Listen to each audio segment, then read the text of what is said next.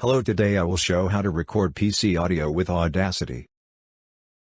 First, let's open Audacity and do a little configuration. We change the sound recording to stereo mix. We change the recording channel to stereo.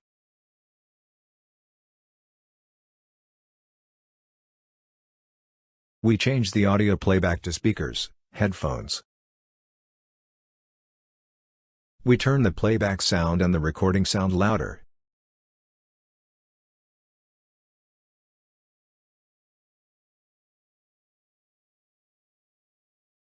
That the Audacity program is all configured, we can start recording sound.